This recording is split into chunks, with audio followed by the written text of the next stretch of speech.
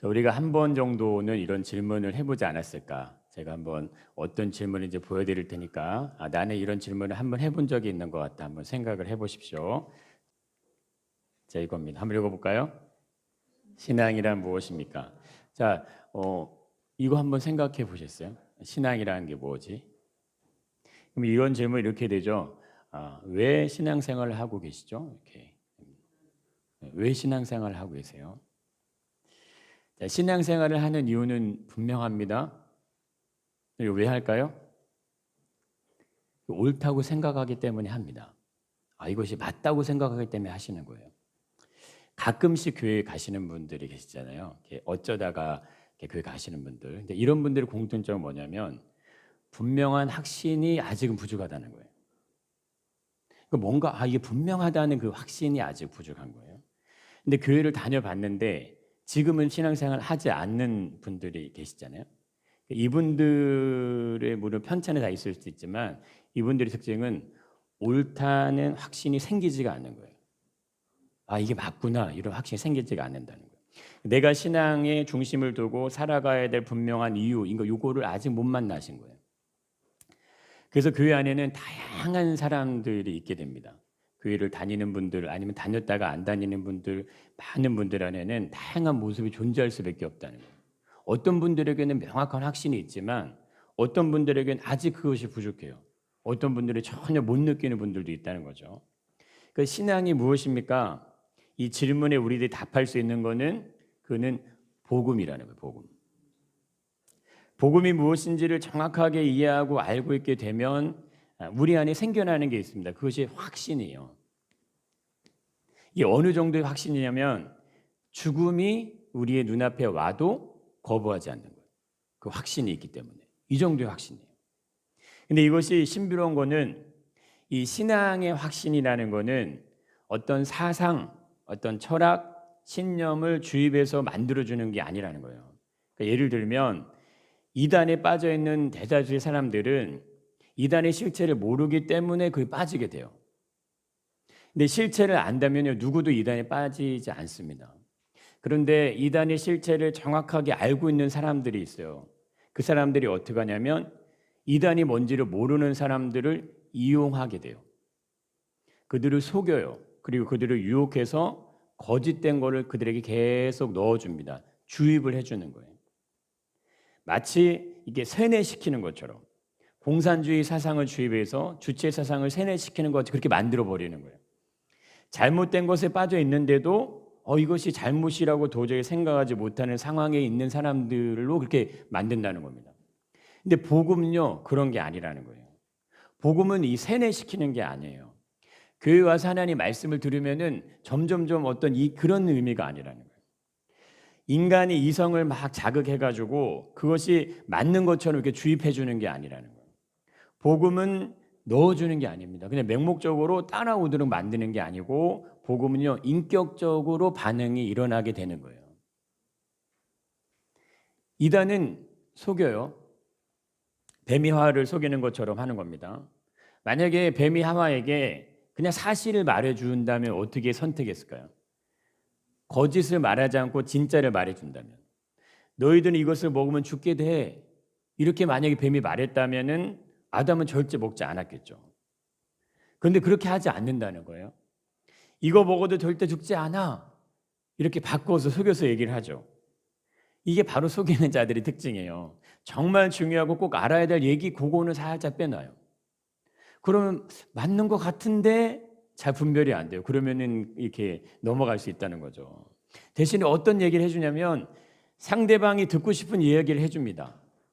상대방이 원하는 얘기를 해준다는 거예요. 아담은 하나님 말씀을 이제 알고 있었습니다. 그런데 속아 넘어갈 수밖에 없었던 이유가 도대체 뭘까 하는 거예요. 왜 속았지? 왜 하나님이 하지 말라는 걸 했지? 하와는 직접적으로 하나님의 말씀을 듣지 못했다고 할 수 있어요. 그래서 뱀의 유혹 앞에서 조금은 더 취약할 수 있겠지만 아담은 그렇지 않았다는 거예요. 그러나 두 사람이 아무런 의심이 없이 뱀의 말을 듣게 되었다는 건 이건 놀라운 일이 아닐 수 없는 거예요. 마치 이런 것 같습니다. 우리들이 교회를 다니는데요. 복음을 못 만나고 똑같은 거예요. 복음이 무엇인지를 제대로 이해하지 못하고 있는 것과 같다 이겁니다. 교회를 다니는데 어떻게 복음이 뭔지 모르지? 이거하고 같다는 거예요. 신앙생활이 무엇인지를 그러면 말할 수가 없는 거예요. 왜 교회를 다니십니까? 왜 신앙생활 하십니까? 이거 어떻게 얘기해요? 그냥 내가 생각하는 대로 얘기해요. 내가 알고 있는 대로 그냥 얘기하는 거예요. 전혀 다른 거를 얘기하게 되게 됩니다. 이건 복음이 아니면은 하나님을 설명해낼 수가 없어요. 66권의 성경은 복음에 대한 내용입니다. 이 성경이 얘기하는 건요, 복음이 뭔지를 얘기해 주는 거예요. 그러니까 우리들이 성경을 알게 된다는 것은 복음이 무엇인지를 만나고 있다 이런 얘기가 되는 겁니다. 그런 분명한 신앙의 확신이 우리 안에 이게 생겨나는 거예요. 그럼 내가 스스로 맞다고 생각해서 복음을 만나는 게 아니고 내가 하나님의 말씀을 들어보니까 복음이 만나지기 시작하는 거예요. 내 의지적인 동의가 있기 때문에 복음이 내 안에 들어오는 게 아니고 내가 복음의 말씀을 듣고 복음을 만나기 시작하니까 복음이 알아지기 시작한다는 겁니다. 한번 보세요. 아담은 하나님의 형상과 모양대로 만들어줬어요. 근데 어떻게 뱀의 유혹 앞에서 아무런 반응을 하지 않냐 이거예요. 우리가 교회를 다니고 믿음을 가지고 있는데 어떻게 세상적인 욕심과 어떤 세상적인 어떤 이 부분에서 아무런 죄책이 없어요. 그럼 어떻게 되는 거예요? 내 본성적인 욕구의 어떤 죄책감이 전혀 느껴지지 않아요. 그럼 어떻게 되는 거예요? 아무런 반응이 일어나지 않으니까 그냥 건네준 대로 그냥 그 열매를 그냥 확 먹어버려요. 근데 이것이 정말 아이러니하다 이겁니다. 과연 이 뱀의 유혹 앞에서 아담이요 생각을 했을까? 이거 먹을까 말까 이런 생각을 했을까? 한번 보세요. 고뇌했을 것 같으세요? 이거 정말 먹으면 안 되는데, 이거 하나님의 말씀 먹으면 안 되는데, 이런 생각을 했을까 하는 거예요. 아담이 생각이 없어서 머리가 나빠서 하나님 말씀을 잊어버려서 그런 것이 아니라는 거예요. 하하가 먼저 먹고 그냥 주니까 바로 이어서 그냥 아담이 그걸 그냥 먹어요. 왜 그렇게 했냐 이거예요. 이것은 자신들의 유익과 직결이 되기 때문에 그렇게 합니다. 자신들에게 무언가가 유리할 것 같은 유혹 앞에서 그 앞에서 무너지는 거예요. 신앙생활은 나의 유익을 위해서 하게 되면은 그러면 안 되는 겁니다. 뭐가 안 되냐면은 복음을 만날 수가 없어요. 복음을 따라가지지가 않아요. 복음이. 우리가 지식적으로는 이해할 수는 있습니다. 그러나 실제적으로 복음이요 따라가지지가 않아요.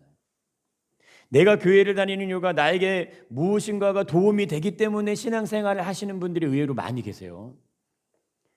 근데 중요한 건요, 복음 때문에 하나님을 찾을 수 있는 거예요. 복음 때문에 믿음이 내 안에 생겨날 수 있는 겁니다.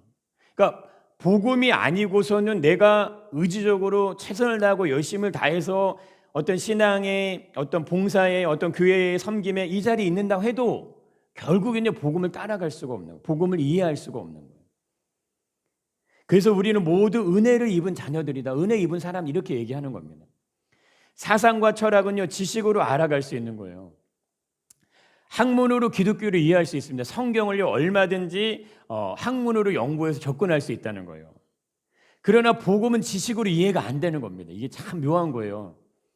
복음은 인간이 이성으로 알아지는 게 아니라 이겁니다. 알아질 것 같은데 그게 안 알아져요. 믿어질 것 같은데 그게 안 믿어진다 이거예요. 왜 그럴까요? 복음은요 하나님을 만나는 것이기 때문에 그래요. 하나님과 직접적으로 대면해서 만나는 것이 복음입니다. 그러니까 하나님을 만나는 건 인간이 이성으로는 만날 수 없는 거예요. 내 어떤 철학, 내가 공부를 열심히 해서 내가 돈이 많아서 그걸로 만나지는 게 아니에요. 내가 직접적으로 하나님을 만난 분들은 스스로 하나님을 찾아가고 알아가게 됩니다. 이게 정말 놀라운 거예요. 내가 하나님을 만난 분들은요 어디다 광야에 내놔도 하나님을 찾게 돼요. 메마를 사방에 내놔도 하나님을 찾아가게 돼요. 왜 그럴까 했을 때 이게 요한복음 14장 말씀에 나옵니다. 예수님이 이런 얘기를 하시죠. 한번 읽어보겠습니다. 내가 주는 물을 마시는 자는 영원히 목마르지 아니하리니 내가 주는 물은 그 속에서 영생하도록 솟아나는 샘물이 되리라. 이게 무슨 의미일까요? 내가 주는 물을 마셨다 이거예요. 내가 주는 물을 마셔본 사람은 그것이 어떤 생물인지 알아요. 복음을 만난, 하나님을 만난 사람은 하나님이 어떤 분인지를 알아요. 그렇기 때문에 하나님을 찾게 된다 이거예요. 아무리 어려운 상황에서, 아무리 위기의 상황에서도 하나님을 찾게 된다 이거예요. 왜? 내가 이미 생수를 맛봤기 때문에, 목마르지 않는 영생 아들로서 나는 샘물을 내가 맛봤기 때문에 절대 그걸 놓치지 않는 거예요. 뱀의 유혹을 한번 보세요. 뱀은요, 하와하고 몇 마디 하지 않아요. 그런데 뱀은 아담과 하와를 정확하게 이해하고 있어요.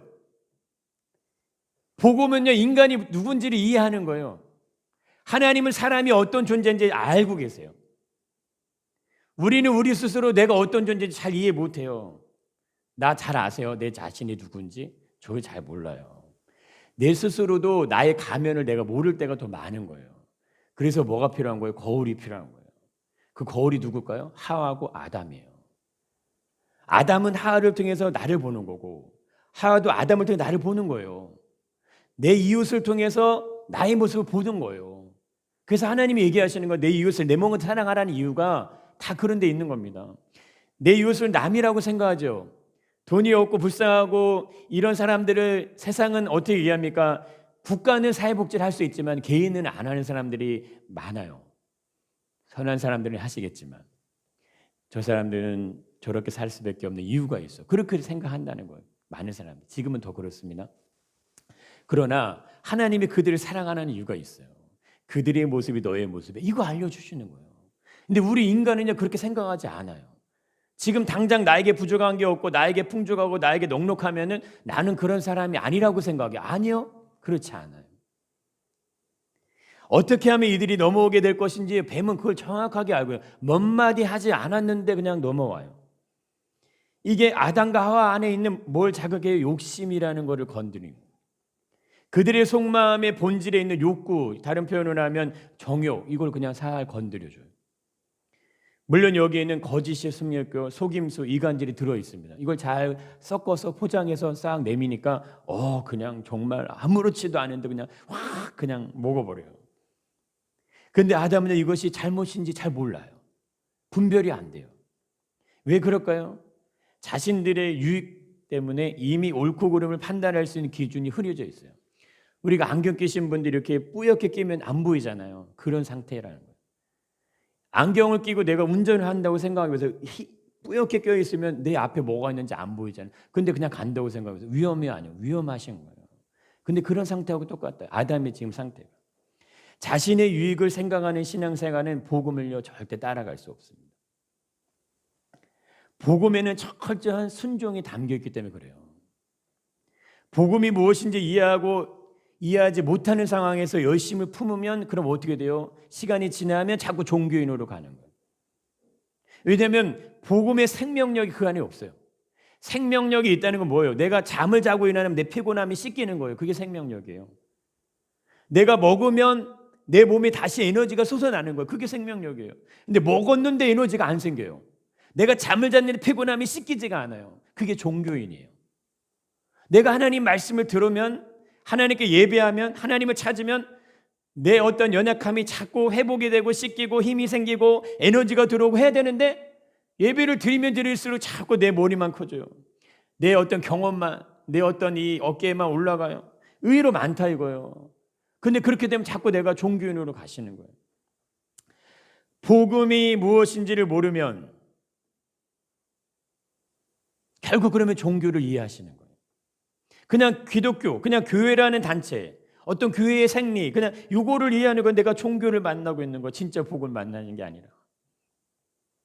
신앙생활은요, 복음이 무엇인지를 알아가는 겁니다. 그게 신앙생활이에요. 복음을 알아가는 만큼 우리의 모습은 성숙해 가게 됩니다.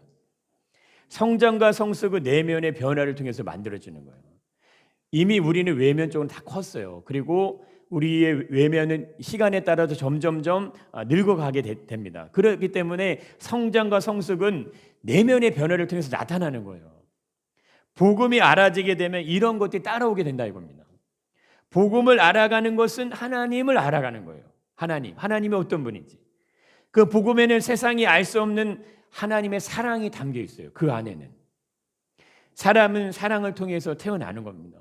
부모가 남녀가 만나서 자녀를 낳는 게 그 사랑을 통해서 만나잖아요. 사랑을 통해서 자라가는 거예요. 부모가 사랑을 통해 돌보잖아요. 사랑을 통해서 인생의 의미를 발견해요. 남녀가 나중에 결혼하면 사랑하는 짝을 찾잖아요. 사랑으로 인생을 마무리하는 거면 그게 가족이죠. 내 인생을 마무리해 내 옆을 지켜줄 사람이 있는 거. 그러니까 태어나서 죽는 순간까지 모든 사람이 절대적으로 필요한 그게 사랑이에요. 그런데 세상이 발전할수록 문명과 문화가 점점 더 발전할수록 사람들은요 사랑보다 위대한 것이 물질이라고 생각하고 인생을 살아갑니다. 사랑보다 더 위대한 것이 돈인 것 같이 그렇게 살아가는 거예요. 근데 절대 그렇지 않다는 거예요. 사랑보다 더 가치 있는 것이 성공이고 출세이고 번영인 것 같지만 그렇지가 않다는 거예요. 여러분 보세요. 물질은요 영원한 게 아니에요. 우리가 살아가는 이 땅에 있는 모든 것들 중에 영원한 게 뭐가 있습니까? 아무것도 없어요. 아무것도 없어요. 내가 내 생명이 끝나서 내가 죽음을 맞이하는 그 순간에 내가 손에 쥘 수 있는 게 없는데 영원한 게 어디 있어요? 그러나 사랑은 영원한 거예요. 이게 묘한 겁니다. 물질의 힘이 강력한 것 같지만요 사랑을 살 수는 없어요. 돈으로 사는 사랑은 그냥 돈의 가치의 사랑뿐이에요. 사랑을 돈으로 살 수가 없는 거예요. 뉴스 보셔서 아시겠지만 그룹의 총수가 이혼 소송을 해서 재산분할 위자료 판결이 나왔어요. 이거는 일반인들이 생각하기에는 어려운, 상상하기 어려운 금액이죠. 지급을 만약에 대법원 판결이 나와서 미루면은 하루 이자가 1억 9천이라고 그래요. 1억 9천. 그럼 한 달이면 돈이 얼마입니까?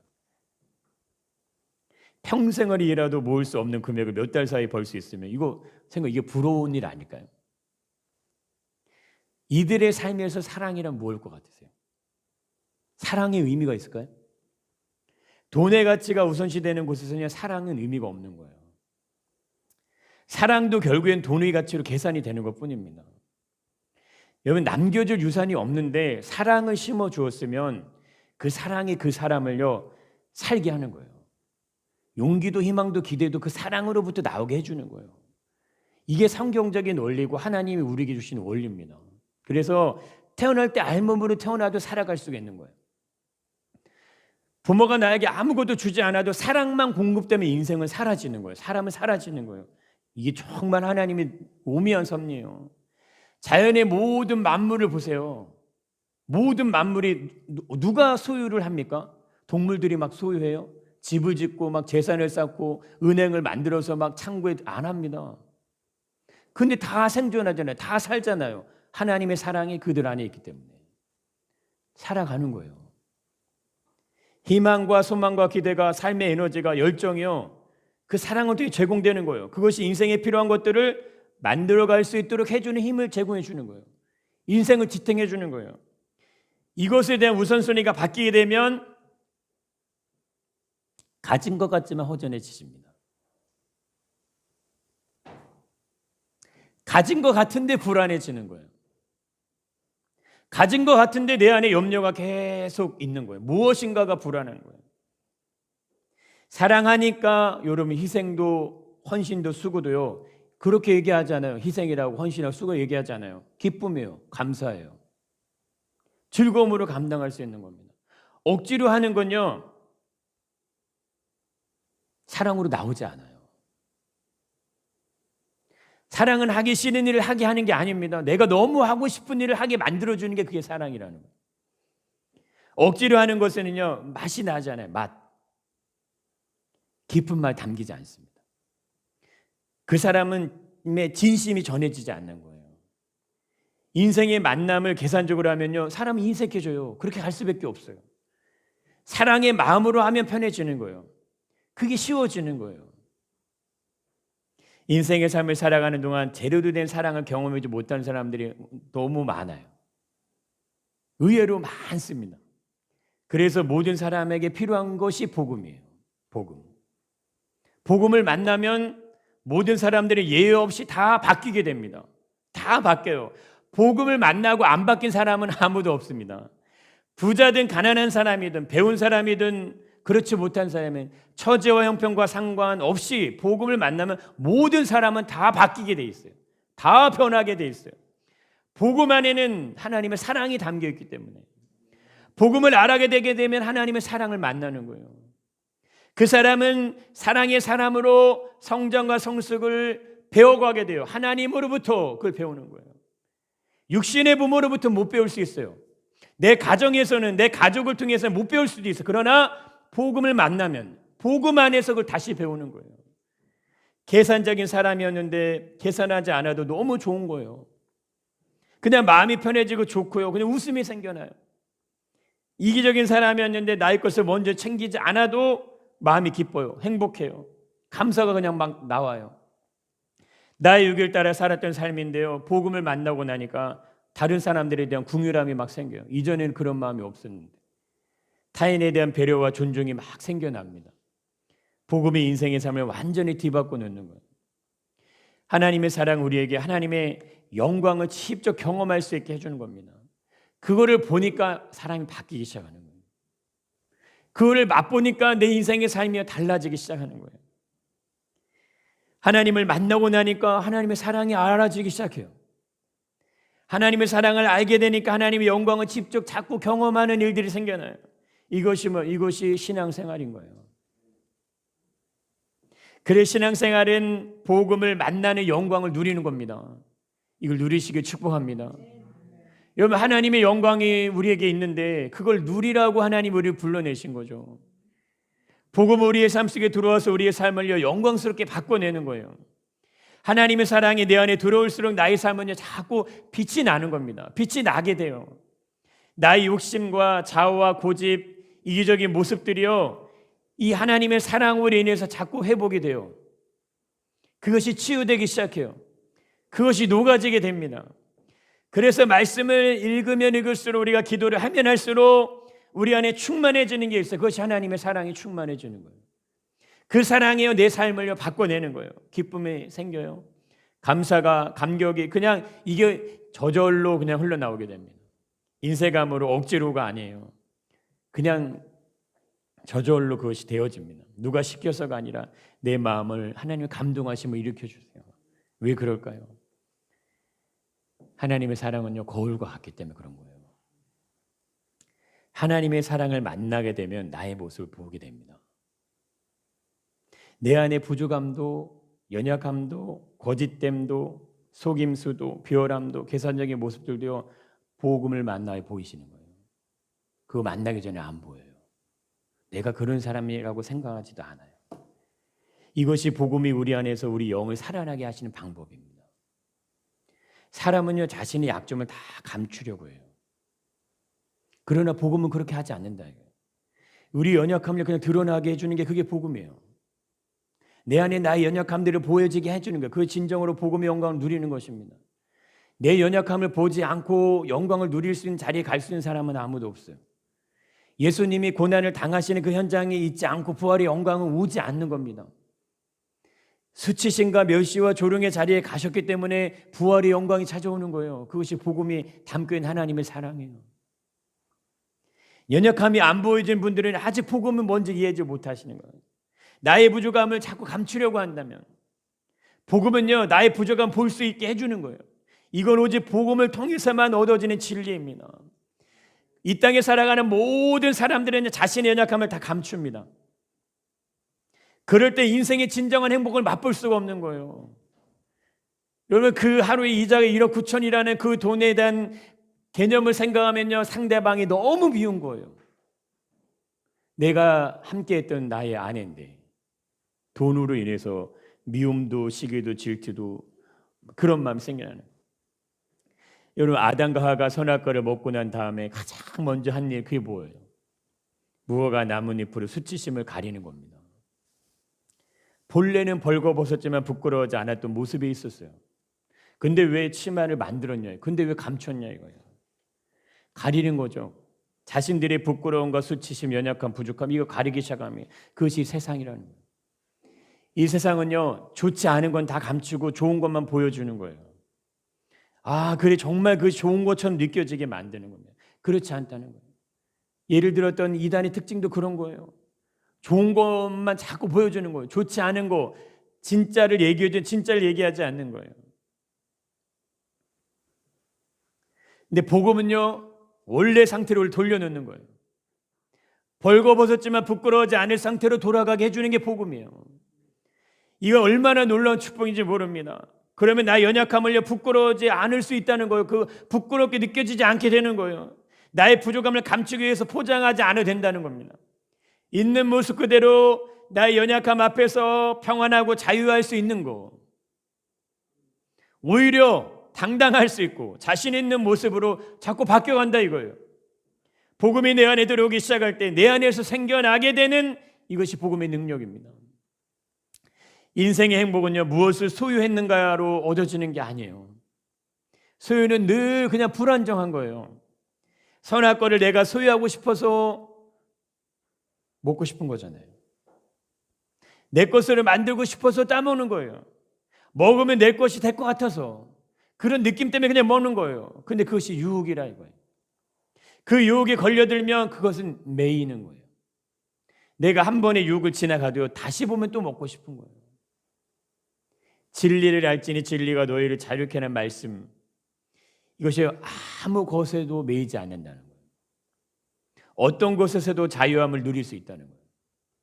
그것이 돈이 있든 없든, 명예가 있든 없든, 성공과 출세에 번영이 됐든 안 됐든 모든 것에서 자유할 수 있다는 거예요. 이것이 어떻게 가능합니까? 내려놓아야 되면 내려놓는 거예요.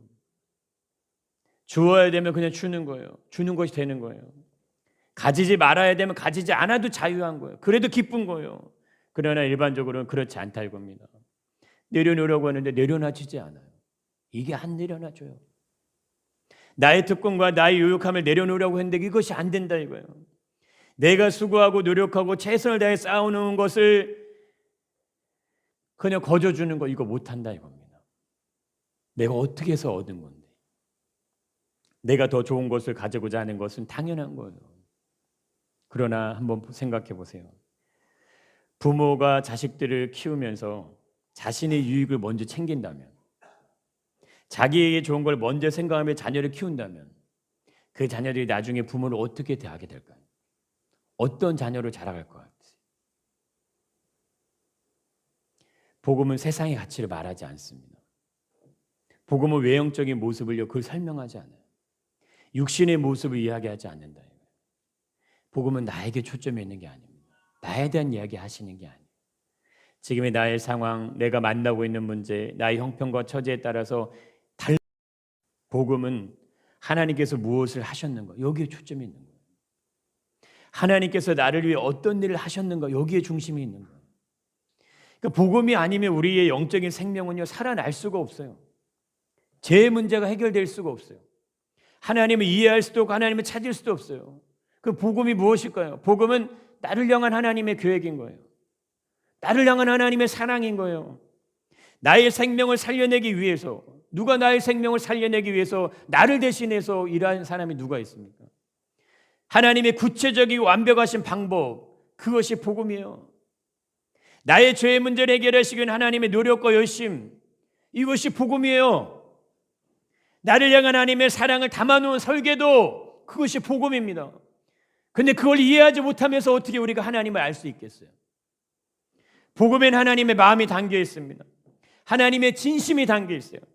하나님의 계획이 담겨 있어요. 복음은 나를 향한 하나님의 마음을 얘기하는 겁니다. 왜 얘기하실까요? 나하고 대화하고 싶으신 거예요. 나와 대화를 원하신다는 의미는요, 나를 아신다는 거예요. 나의 죄도 아시고 나의 허물도 아시고 외로움과 두려움과 인생의 염려도 다 아신다는 거예요. 세상의 가치관 속에 들어가 있는 나의 모습을 아신다는 거예요. 그런데도 나하고 대화를 원하신다는 거예요. 복음은요, 절대 일방적이지 않습니다. 항상 상대방에 대한 예의가 들어있는 게 복음이에요. 그래서 기독교인들은 본이 되셔야 되는 거예요. 많은 사람들이 얘기합니다. 교회를 다니면서 똑같은 이런 얘기 많이 하세요. 어떤 분이 이런 얘기를 하세요. 교회를 다니는데도 술도 하고 담배도 하고 거짓말도 하고 사기도 치고 의외로 많이 그런 얘기 많이 하세요. 여러분 뭘로 증명하시겠어요? 우리가 전도로 나가서 예수님 믿으시라는 걸로 증명이 됩니까? 상대방에 대한 예의, 상대방의 존중, 그는 복음 안에 담겨 있는 기본적인 자세예요. 나에 대한 존중과 경청과 예의가 들어있는 거, 이것이 복음이에요. 그러면 신앙생활이 축복이 아니냐 이거예요. 복음은 나를 향한 하나님의 진심을 말해주고 있습니다. 근데 우리가 가만히 한번 생각해 보세요. 지구상에 셀 수 없는 수많은 사람들이 있는데 왜 나를 선택하셔서 하나님을 알게 하셨냐 이거예요. 어떠한 복음이 나에게까지 전해져서 어떻게 내가 교회를 다니고 말씀을 듣고 예배를 드릴 수 있냐 이거예요. 이것이 나의 선택에 의한 것인가요? 그럼 나는요, 종교인으로 가시는 거예요. 나의 선택으로 나는 복음을 선택할 수 있는 사람은 아무도 없습니다.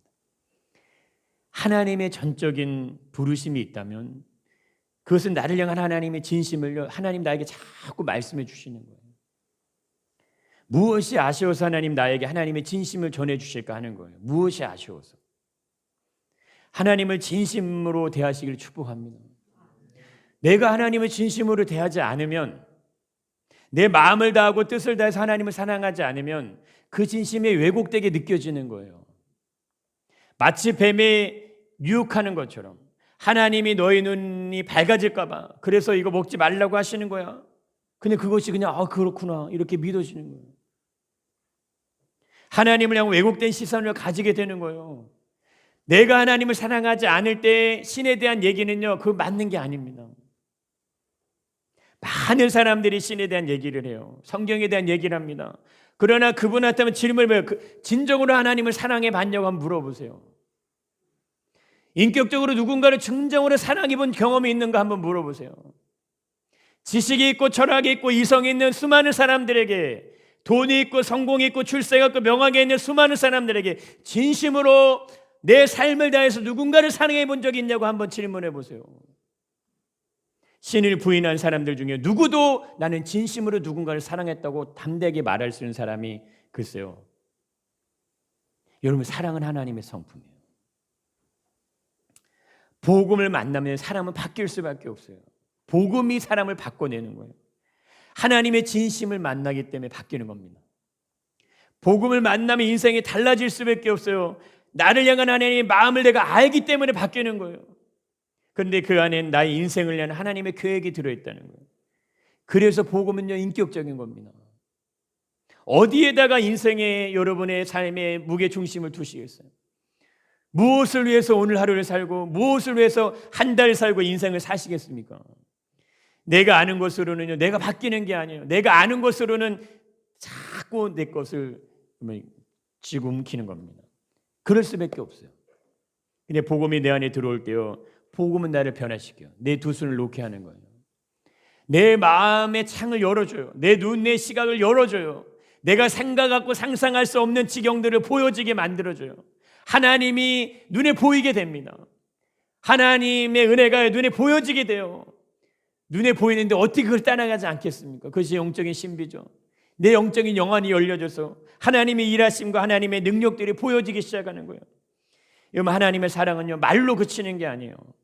그냥 말로서 그냥 계획만 요란한 풀낸 그 화려한 것이 아닙니다. 우리 눈에 보이도록, 우리 눈에 복음이 살아서 나타나도록 하셨어요. 그분이 예수님이십니다. 우리가 복음을 찾아낸 것이 아니에요. 우리가 하나님을 찾아낸 것도 아닙니다. 이단의 교리는 내가 열심을 내게 되면 진리를 만나게 되는 것으로 세뇌시킵니다. 근데 그것이 이 세상의 원리예요. 열심히 최선을 다해서 하다 보면 성공도 따라오고 출세도 따라오고 번영도 따라오고, 그러기 위해서는 속이기도 하는 거고 거짓말도 치는 거고 욕심도 부리는 거고, 그러기 위해서 남의 것도 빼앗을 수 있는 거고, 그러기 위해서 남의 등도 쳐먹는 거고, 다 이렇게 얘기해요. 그러나 복음은 그렇게 얘기하지 않습니다. 아담과 하와가 건네준 나무 열매를 아무 거부감 없이 받아먹듯이 자신의 노력으로 진리를 찾아갈 수 있다고 얘기하는 것, 그것이 세상의 흐름이에요. 복음은요, 죄에 빠져있는 우리들을 위하여 하나님이 그 아들을 보내시는 거예요. 구약은 너희들은 죄인이기 때문에 구원에 이를 수 없다는 것을 확인시켜 주게 됩니다. 그럼 방법이 뭡니까? 방법은 오직 하나다. 구원자, 하나님이 예비하신 구원자를 보내주실 거라는 설명이 구약의 메시지. 신약은 그분이 예수님이라는 사실, 예수님이 하나님의 아들이 맞다는 사실을요, 그걸 증명해 주는 거예요. 66개월 성경은 그래서 복음을 설명해 주는 겁니다. 예수님이 이 땅에 오셔서 행하신 모든 일을 설명해 내는 그것이 복음이에요. 지식으로 이해되는 거 아니에요. 복음을 만나지 않으면요, 지식으로는 알아지는 거 아니에요.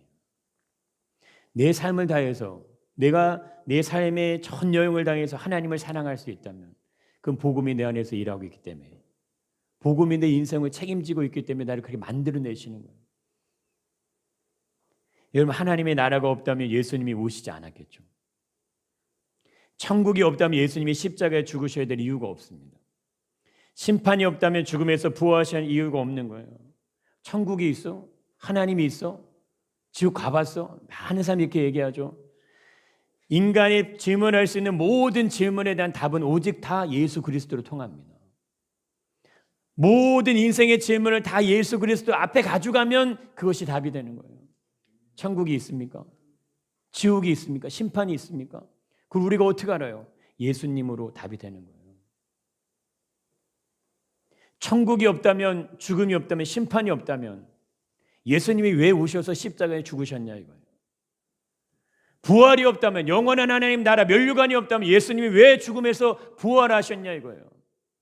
2000년 전에 유대 땅에서 한 유대 청년이 죽음으로 끝난 사건으로 마무리됐으며 지금의 교회는 없는 거예요. 왜 오늘날까지 복음이 전해지고 교회가 세워지냐 이거예요. 지구상에 있는 수많은 사람들에게 복음의 흐름은 흘러가고 있어요. 복음의 흐름이 흘러가는 대로 복음의 생명력이 지금도 죽은 자를 살려내고 있어요. 누가 하시는 거예요? 하나님이 하시는 겁니다. 하나님이 계시지 않는데 어떻게 교회가 세워질 수 있냐 이거예요. 내가 어떻게 하나님을 아버지라 부를 수 있냐 이거예요. 복음은 나의 어떠함과 상관없이 나에게 존엄하다 얘기하십니다. 나에게 인격적인 존중을 먼저 얘기하세요. 복음이 우리를 살려냈습니다. 복음이 우리를 거듭남의 자리로 가게 한 거예요. 복음이 우리를 영원한 구원의 생명의 자리에 있게 해주었습니다. 여러분, 그 사실 앞에 서시기를 축복합니다. 나의 어떠함에 내가 가지고 있는 그 무엇으로 우리를 평가하지 않으세요. 복음이 나를 평가하는 거예요. 복음으로 새롭게 태어났냐? 복음으로 새 사람이 되었냐? 복음으로 이 땅에서 나를 찾아오신 예수 그리스도, 그분이 나의 생명의 구원자이십니다. 그분 앞에 무릎을 꿇을 수 있는 자들, 그분을 진정으로 메시아여 나의 생명의 구원자로 받아들일 수 있는 자녀들에게 준비된 것이 영원한 생명의 면류관입니다. 이거 얻으시기를 축복합니다.